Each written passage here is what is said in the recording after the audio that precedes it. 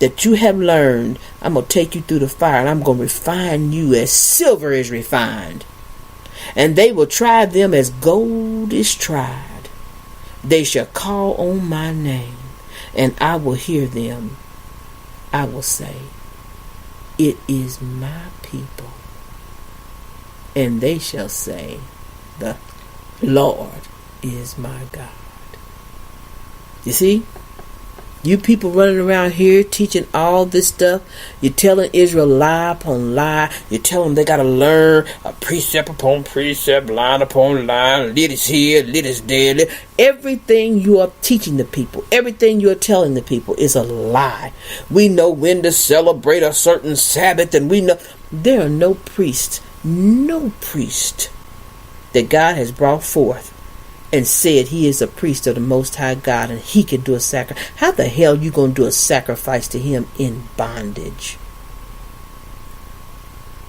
You got Lucifer telling you none of these things and none of these people, none of them have anything to do with me. I'm the heathen. But yet, you continue to believe the lies that man tells you, instead of trying to seek the truth out, instead of trying to learn. Hush. Be quiet. Hear from God. Stop asking God and listen to God. Just like here, when you first come to LieToMeNoMore.org, you may come in on a video that there's 192 videos. Stop asking questions. Sit down. Be quiet. Listen. Learn. You will not get your answer. We're not like I said, we're not a crystal ball. We don't even have all the answers. The Father hasn't revealed everything. We're not God. God knows everything. There's no man over here on this planet living. Even Lucifer, he didn't know everything, but he knew quite a bit. He was kicked out of heaven. He knew quite a bit. But he didn't know everything. Just take your time. All you got is time. Because you're just waiting on Elijah to come back. Stop being so hasty. Sit down. If you are allowed to by the Most Holy.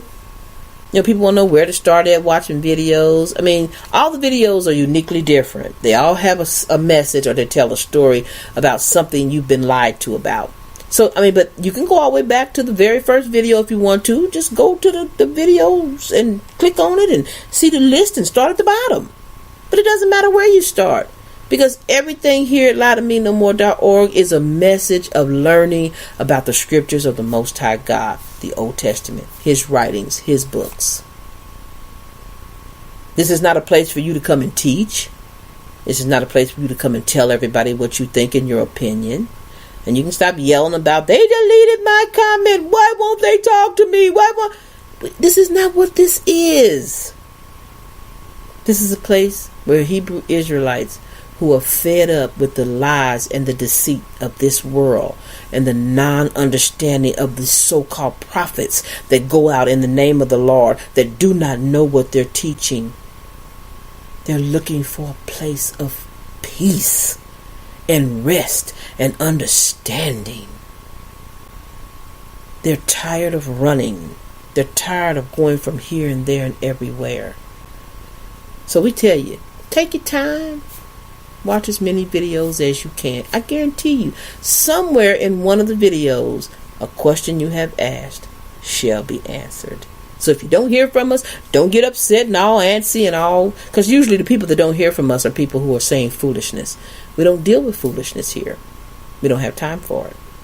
Well, thank you for tuning in this evening on this Wednesday night service. And hopefully you have an understanding that you can wash your mind out of this, anything to do with Jesus. But Jesus himself told you he's nothing.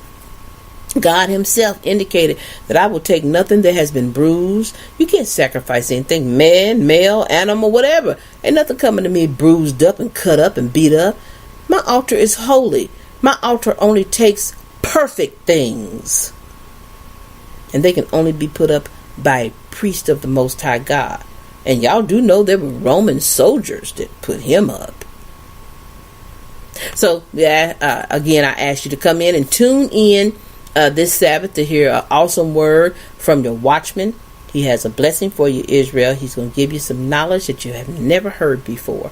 So again, I say to you, this is VCE Smith. I am the rib of the watchman, and I thank you for tuning in this evening. Shalom.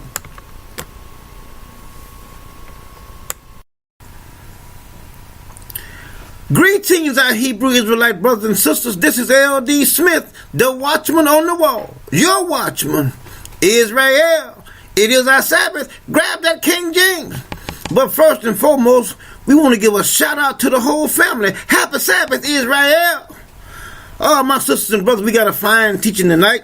As a matter of fact, this is a continuation from the message, our midweek message that the Rib brought to you guys about being possessed. All right. Now, I think and I know that she gave you the right definition for the word possess. But we're going to discredit and show you through scriptures that this New Testament is nothing more than a fabrication. Everything over here is nothing but a lie. And we have been deceived by the word that they use over here to perpetuate this lie that they have showed the whole world. All right. Now, let's go forward into our teaching, my sisters and brothers. And as I always say, I want you to pay attention to the wording, and I want you to listen and think about everything that we are discussing tonight. And as always, I always say that the Most High will give His children an understanding. And that being said, let us go forward now. We're in the book of Luke, the 8th chapter, and we're going to begin with verse 27. And now look what he says here. This is a man here that is supposed to be out of his mind. But let us go forward and read and see what it says here. It says, and when he went forth to land, there met him out of the city a certain man which had devils long time, and wore no clothes, neither abound in any house, but in the tombs. Now, in other words, this man was out of his mind. In today's society, we would say that he's out of his mind because he's living in a tomb and he has no clothes on. All right? Now, let us go a little further here. It says, when he saw Jesus, he cried out and fell down before him with a loud voice, saying, what have I to do with thee, Jesus, thou Son of God the Most High? I beseech thee, torment me not. For he had commanded the unclean spirit to come out of the man, for often it had caught him, and he was kept bound and chained and fetters, and he broke the bands and was driven of the devil into the wilderness. And Jesus asked him, saying, what is my name? And he said, Legion, because many devils were entered into him. And he besought him that he would not command them to go out into the deep.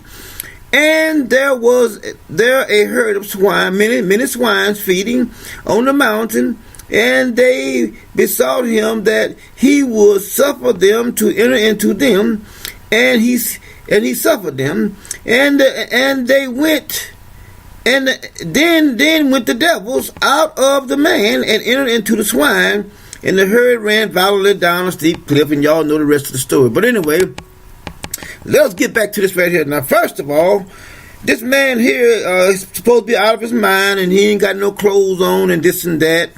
And then the spirits talk to Jesus, so-called evil spirits, and we're going to deal with that also. And they commanded him, Jesus commanded the evil spirits to come out of the man. And then said the evil spirits told the man, let us go into the swine. Now my question is this right here. If he was possessed, so-called possessed by a man, why would you want to go into another man or another person? Why would you want to go into the swine? That doesn't make any sense to me at all. What could the swine do? But anyway, This here doesn't make any sense at all. This is nothing but rubbish, nothing but garbage, nothing but bullshit. That's what it boils down to. Now we are going to take our time with this, and we're going to get on down here into the heart of the lesson, and I'm going to prove to you that Jesus have no authority, neither does the Christians nor anyone else, over no evil spirits, no counter spirits. All right. Now, like I said, I'm going to prove it. In Israel, you guys know, if I can't prove it, you ain't going to see it come out of my mouth. Because I don't have time for these foolish individuals that are on the outside looking in, trying to find a way to, I guess, train wreck louder me no more. But that'll never happen. Now, let's go a little further. Let's go to chapter 9 here. In the same book of Luke, let's go to chapter 9, verses 37. We're going to start at 37 and going to read down to 42.